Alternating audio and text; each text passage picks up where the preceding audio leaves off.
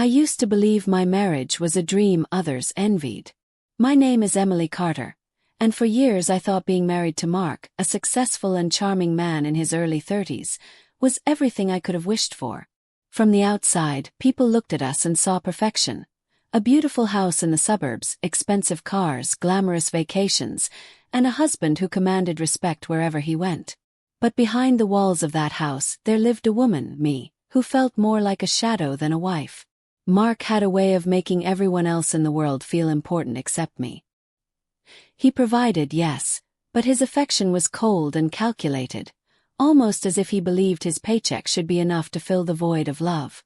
At dinner parties, he would charm the guests while I sat quietly, pretending to enjoy the role of the elegant hostess. I smiled for photos, laughed at the right times, and wore the dresses he bought me, but inside I was crumbling. Our closest circle included his 6 friends: David, Chris, Matt, Josh, Brian, and Tyler. They were practically brothers to him, always coming around for poker nights, football games, or backyard barbecues. I never thought much of it. They were part of Mark's world, not mine. I exchanged polite words with them, refilled their drinks, and retreated to the kitchen while their laughter echoed through the living room. Still, I noticed how they sometimes glanced at me when they thought I wasn't looking. It unsettled me, but I brushed it off, telling myself I was imagining things. I wasn't unhappy because of them. I was unhappy because of Mark. He never touched me unless it was out of obligation. He never whispered the words a woman longs to hear. Nights in bed were cold, not because of the air but because of the distance he built between us. I used to lay there, staring at the ceiling, wondering why a man who promised to love me chose to treat me like I was invisible. One evening I found myself on the phone with my best friend Jessica. She's known me since college and can always tell when something is wrong. After a few glasses of wine, the truth slipped out of me. "I don't feel wanted, Jess," I whispered. "I feel like I could disappear, and he wouldn't even notice. Sometimes I imagine what it would be like if someone, anyone, looked at me the way a woman deserves to be looked at." I regretted saying it the moment the words left my mouth, but Jessica only sighed, her voice gentle. "Emily, you deserve better. Don't bury those feelings. You're not a ghost, and you're not a trophy. You're a person." What I didn't realize was that Mark had overheard part of that conversation. He had been standing just outside the room listening. I didn't see him until later that night, standing in the doorway with a strange expression on his face, half amused, half calculating. He didn't bring it up immediately, but from that moment on, his behavior shifted. He started making cryptic remarks at dinner, telling me, "I think I finally know how to make you happy." His eyes carried a glint that unsettled me, like he was planning something I wouldn't understand until it was too late. At first, I thought he was finally trying to reconnect.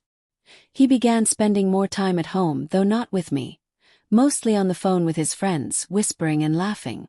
I'd catch bits of conversation, my name, the word surprise, and sometimes just silence when I walked into the room. When I asked him about it, he brushed me off with a smirk. "You'll see soon enough, Emily. You'll thank me." My stomach twisted with unease. I wanted to feel hopeful, to believe maybe he had heard my pain and decided to finally be the husband I needed. But the way he smiled, almost cruelly, made me fear what kind of happiness he was planning. The night came sooner than I expected. It was a Saturday. He told me to wear something nice, something that would make me feel alive again.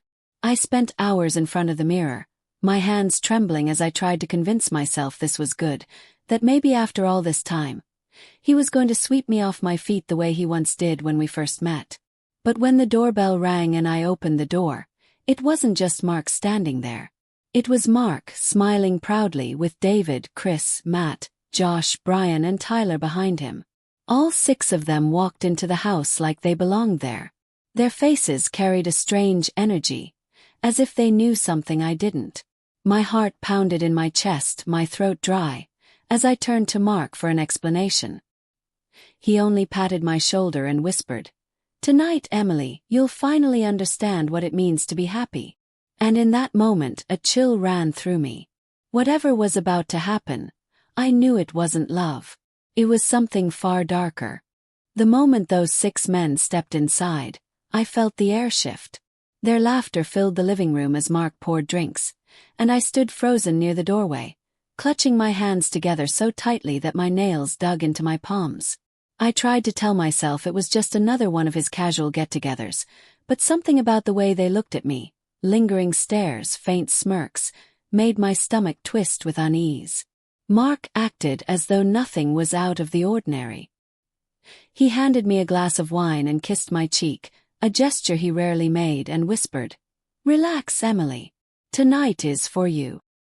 His tone wasn't tender, though. It was smug, almost mocking.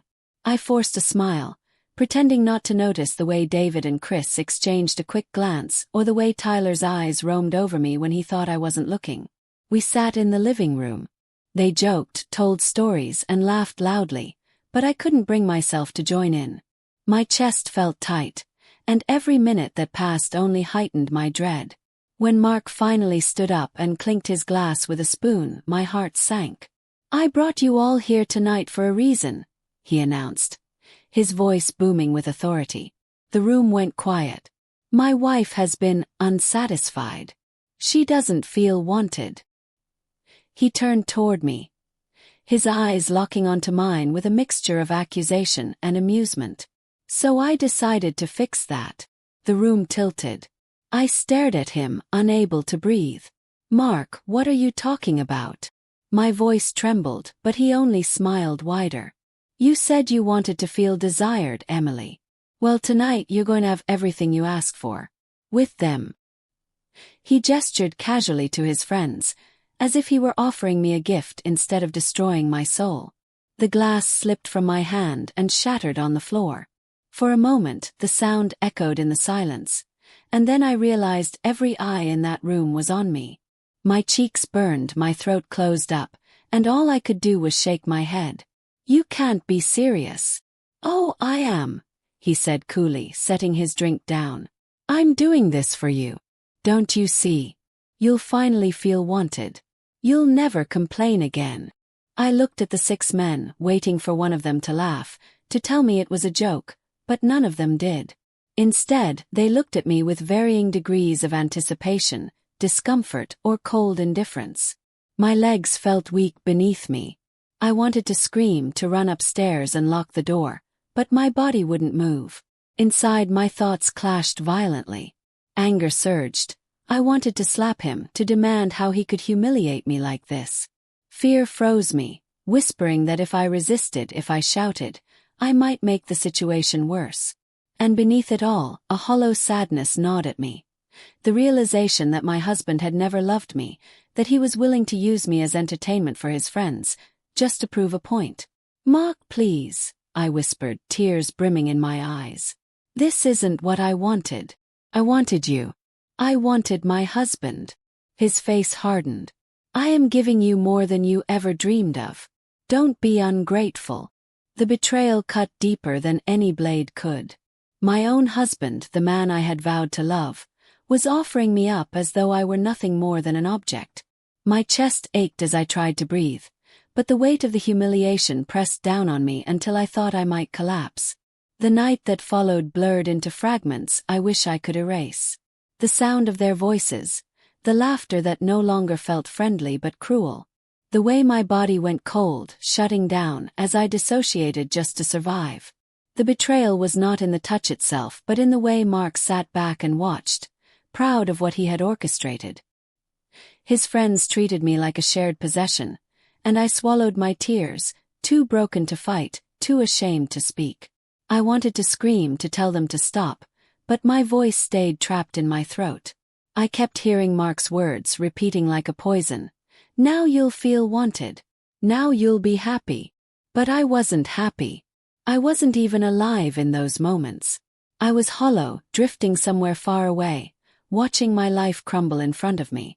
By the time it was over, I was lying on the bed, numb and silent. The men laughed downstairs, pouring themselves more drinks, as though they had just played a game. Mark came into the room, looked down at me with a smug smile and whispered, "Now you'll never say I didn't give you what you wanted." His words were a knife twisting in my chest. I turned away from him, staring at the wall, unable to speak. I felt stripped of dignity, of safety, of love. The man I trusted had orchestrated my deepest humiliation, and I knew in that moment that nothing would ever be the same again. The morning after felt like waking up inside a nightmare I couldn't escape.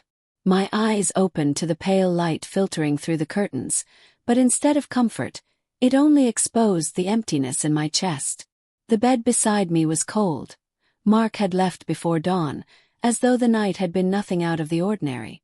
I lay there for a long time, staring at the ceiling, numb, until the memories of what had happened flooded back in jagged flashes.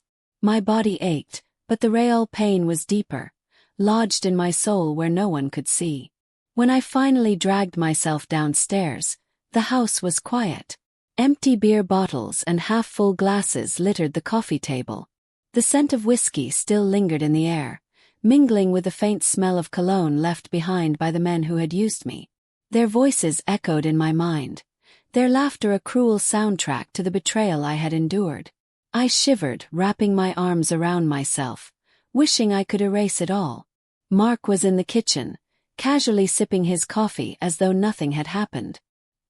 He looked up at me, smiled faintly and said, "Morning. How are you feeling?"